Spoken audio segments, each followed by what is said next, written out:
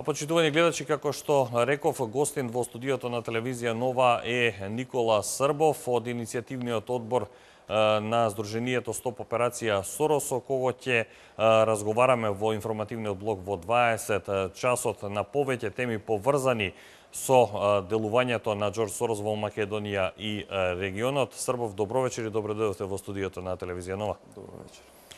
Го прочитав пред малку соопштението со кое што денеска излеговте, стравувате дека и покрај вашите апели повторно ќе можеме да се доведеме во ситуација со овие 9,5 милиони да бидат финансирани повторно онакви активности како што беа изминатиот период карактеристични на улиците низ Македонија, дека нема да се избега од оној шаблон на делување на кој што апелирате долг период? Така, 9,5 милиони долари се предвидени во рок од 5 години. Метаморфозис веќе кажа јавно дека ќе даваат веќе грантови, 7 гранта по 120.000 евра и уште една организација која ќе дава 4 грантови по 15.000 евра, значи тие средства се веќе сигурни влејани, а останатите ќе треба допрва да се доделуваат како грантови.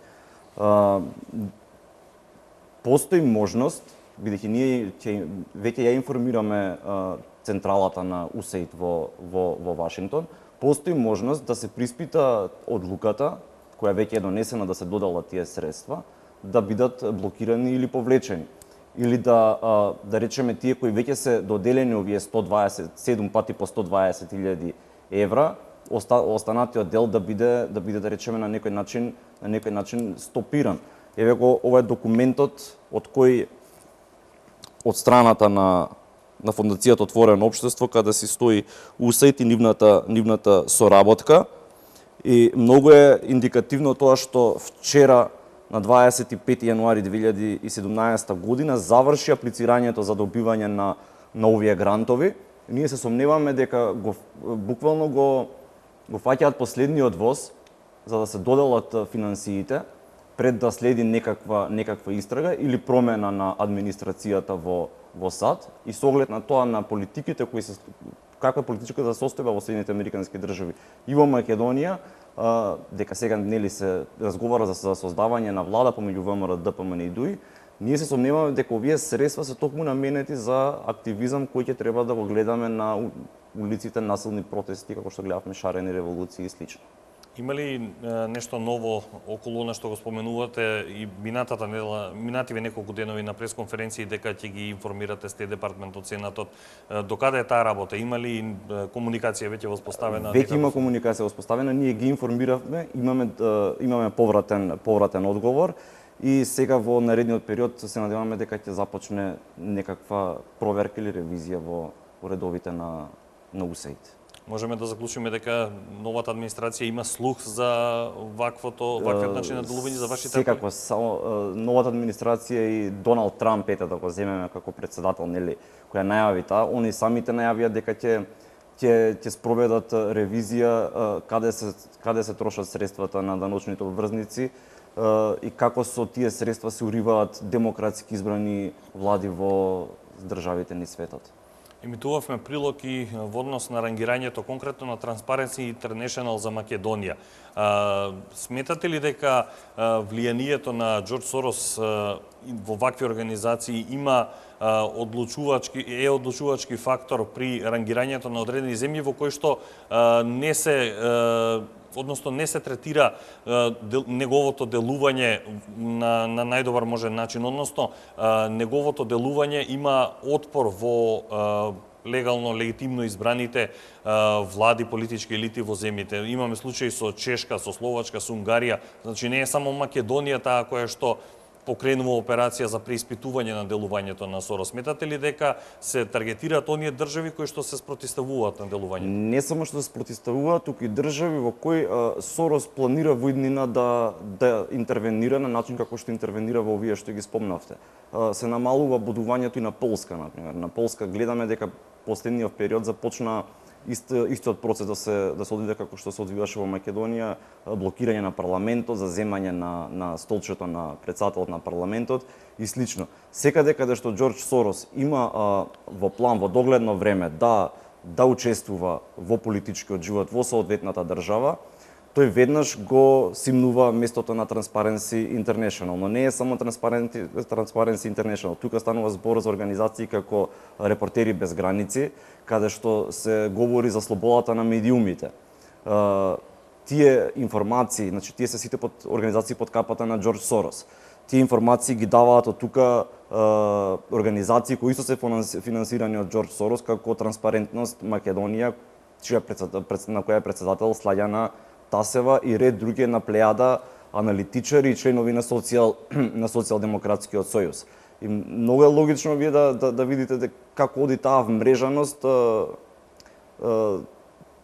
и како се создаваат тие извештаи, значи тука добиваат информации за работата на владата на Република Македонија, се симнува Македонија на стапката на таа скала што ја прават и потоа домашните организации во Македонија добиваат материјал, така да го наречеме, со кој можат политички и пропагандно да делуваат во јавноста. Дека во Македонија наводно нема слобода на говор, нема слободни медиуми, дека корупцијата е на високо ниво, и како што кажавте во самиот прилог, изминатата година имавме техничка влада, па не знам сега дали Џорџ Сорос знае дека сме имале техничка влада, вака си ги уништува своите кадри кои беа дел од таа влада. Сметате дека во ситуација на други избрани политички елити во Македонија и во останативе земји, како што ги споменавме Чешка, Унгарија, Словачка, не би било вакво рангирањето, дека директно има влијание Сорос околу тоа како одредена земја ќе се рангира во овој тип на организации како Transparency, Репортери без граници? Апсолутно, па видете сега, како што кажав, во Транспарентност Македонија учествуваат луѓе кои се членови на Централниот одбор на Социјалдемократскиот сојуз. И сега многу е логично ако тие се, на пример, Социјалдемократскиот сојуз е на власт, истите луѓе се дел од оваа организација, будувањето да биде различно, но не тоа нема да одразува реалната слика на терен, туку поврзаноста помеѓу Фондацијата Отворено општество и Социјалдемократскиот сојуз.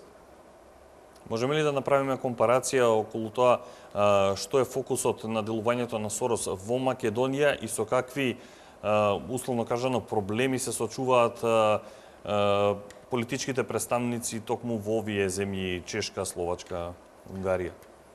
Џорџ Сорос се спротивставува на секоја држава каде што на власт има конзервативна партија или десничарска или демохристијанска партија, која не соодействува со неговата идеологија. Со неговата идеологија не соодействува ни социјалдемократијата, како што треба да биде, нели? Во Социјалдемократскиот сојуз денеска речиси да немаме социјалдемократска идеологија, старото членство не ја препознава оваа политичка партија. Таа е буквално целосно окупирана од фондацијата Отворено општество. И како што имаме многу пати до сега кажувано, први на него му се таргет левичарските партии, кои ги окупира, а потоа легално преку нив на еден начин легално се бори против овие десничарски партии.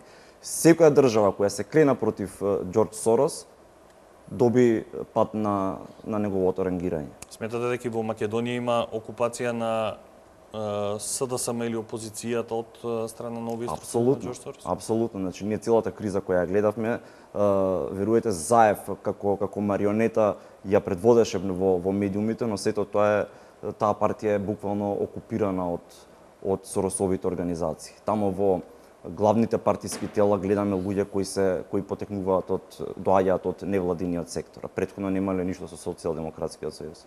Оптимисте, уште едно кусо прашање, оптимисте дека сета оваа агенда која имате, сиот овој напор за информирање на американската администрација и на Доналд Трамп за сите овие случувања во Македонија ќе вродат со плод и на каков исход може да се надева? Уште на првата пресконференција ние кажавме дека сме свесни со каква сила и моќ влегуваме во борба условно кажано. Така да нема да биде воопшто лесно. Ние денеска во соопштението ставивме и нашата имейл адреса Стоп операција Сорос на Gmail, каде што граѓаните можат слободно да не контактираат доколку имаат сознанија за незаконско или неисправно работење на одредени невладини организации. Ние истите истите известувања ќе ги разгледаме, анонимноста е приватноста е целосно ќе биде загарантирана и преку ваков начин во почетокот на делување мислиме дека ќе достигнеме едно ниво до целта до која сакаме да дојдеме, а тоа е поведување на плурализам во граѓанското општество во Република Македонија. Господин Стрбов, јас ви благодарам за одвоеното време и за гостувањето во вестите на телевизија Нова. Ви благодарам и на вас.